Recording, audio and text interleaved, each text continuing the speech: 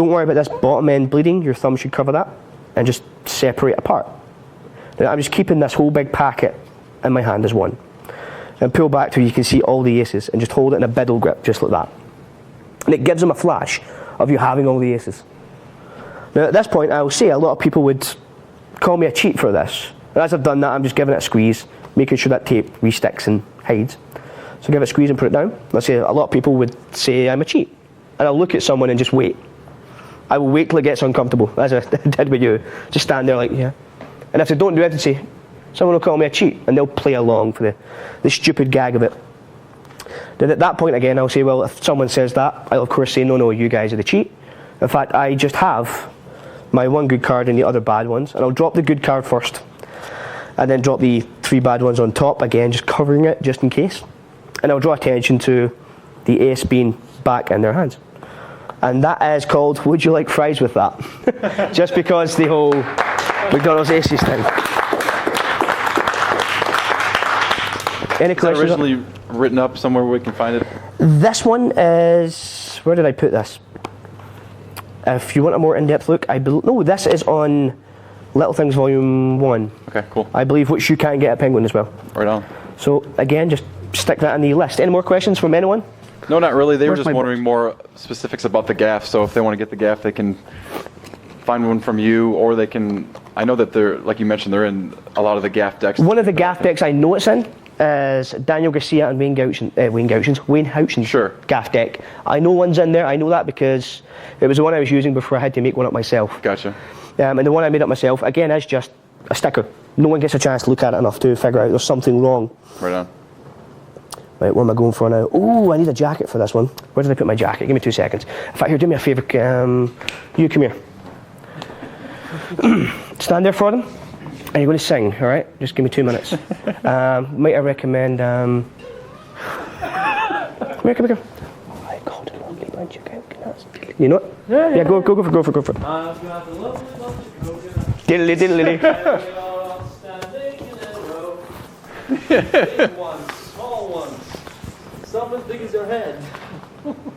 And now that's all you know, isn't it? That's all I know. Do you know why? Why? The Lion King. Screwed it up for everyone. Yeah, The Lion King, the movie. Screwed it up for everyone. Could you not? Didn't get to the second verse. Can you do it? No, I don't know. Oh, dude, please tell me you can do it. I would love you if you can. No. You I would if I knew it. Please. No? I used to like you, Cranzo. Right, this is what I need. You can sit down, buddy, sorry. I didn't know that Jacob could sing so well. Thank you, yeah. Give him an applause. Right, this is one of those ones where you do need a jacket. I do apologise. I do need to grab a... Les Mis, man. You rocked. Yeah, I did. In fact, come on up, take another bow. No, properly, guy, properly. Come on. Who's booing him? I'm going to... Oh, God damn you. Right. We'll go for you. Now, you can stay sitting there, that's fine. Have you seen one of these before? Yes, I have. You have? You kidding me? See if you're a standard spectator and I says, have you seen one of these before? What would you say? Never! It's the blank deck, yeah? Right. Now, the good thing about this is, what I can do is say, name a card for me. In fact, anyone bar the ace of spades. 6 of hearts. 6 of hearts. So I could run through and say, there we are. Perfect. The 6 of hearts. Clap. Clomp. That's it? He's not going to give me an applause, is he? God damn it. Yeah, it's the 6 of spades. In fact, come on up for me. What I'm going to have you do. It's the 6 of spades, you don't believe me, do you? Right, you're going to write your name on this for me, alright? Okay. Just nice and big and bold so everyone can see, but you're not going to do it on the face side, you're actually going to do it on the back side for me. Okay. Go for it, big guy.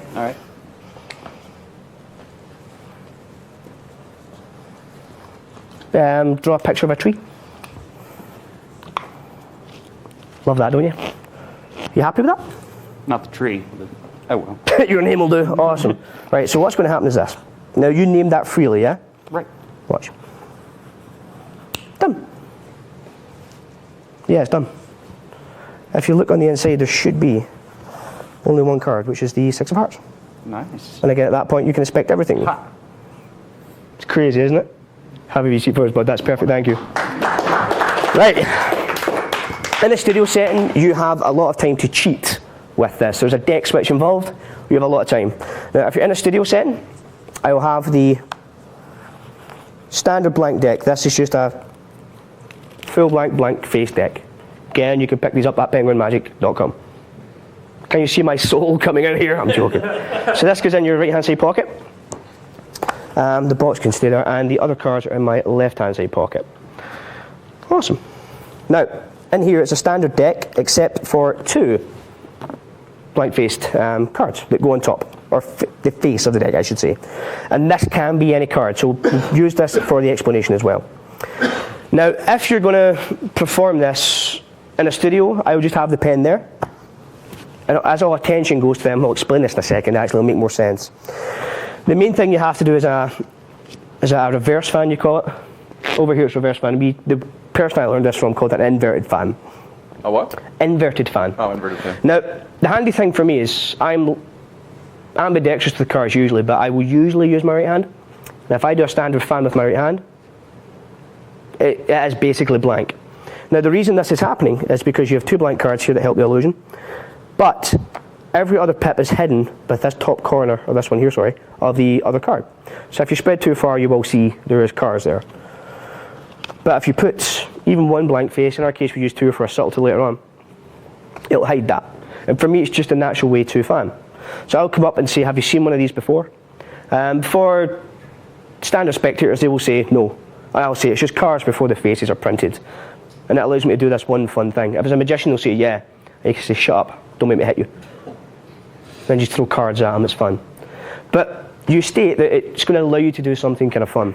Just close this up and hold it towards yourself and ask them to name a card. Now they can name anyone they want. In our case, we'll use these 6 of hearts again. All I am doing is kicking the table over, awesome, is I'm running through and I'm going to find the card that they've named. Put it on top and say that is your card. Perfect. Now I want to flash this right now, so I'm going to do the worst second deal on the planet. I'm going to push that over, pull out this card as I pull that back. It's like a necktie second. So from the front, you've just taken out the card, put it on top and say, well, of course this is your card, it has to be. It just looks natural and flippant. So you're here, you thumb over and say, so that is your card, and let them have a peek at it. Now all I'm doing with my hands down at my side, and I'm pushing this over and grabbing a break with my pinky as I show. Now as I'm going to bring this back up, I rotate my hand up this way so I don't flash the face, and I'll put this back on top and then come down. So they've seen the blank face already. Now at this point you're just going to switch this out and put it down on the table. The switch I use is I'll pick everything above the break, and as I'm showing this it gives you a nice visual again of all blanks. I'm going to put my thumb on top and rotate both hands down. Now as I do this, my first finger is going to stay on this lower card and my thumb is going to go on the one above. Now if you rotate both hands palm down, it automatically switches in that card, alright? So you're here, and I'll rotate down and say, do me a favour, can you write your name on that for me? Now once you're at this point, if you're in a studio or you're in a sort of parlour setting, step back. And as you do that, this hand is just going to go into your right hand side pocket, and your other hand is just going to go into your other pocket and take out the other cards, alright? So once you're here, this goes in here and that comes out there. Done, right? But if, let me grab this out, I've got loads of junk in here. If you're in a sort of surrounded situation and you want to get this switch done in the sort of same vein, have your pen in the same pocket as the other deck. Now it does mean you will be putting the standard deck with the 2 cards into the same pocket. But as you've done this move, just rotate out and say, in fact, I'm going to need a pen for this. Now as I go in, I'm just dropping that deck in. I'm separating it with my fingers, so my hand is now in between the 2 decks, if that makes sense. And I'll say, where is it? In fact, there it is. And I will come out with the pen underneath. It hides the awkwardness of it. And it's a nice sort of casual, up there it is, perfect. Can you write your name in that for me? Now they've just seen a blank card go in, and they've just seen a blank deck come out, so there's no question in it, if that makes sense. But again, if you're in a studio setting, feel free just to step back, come out of frame.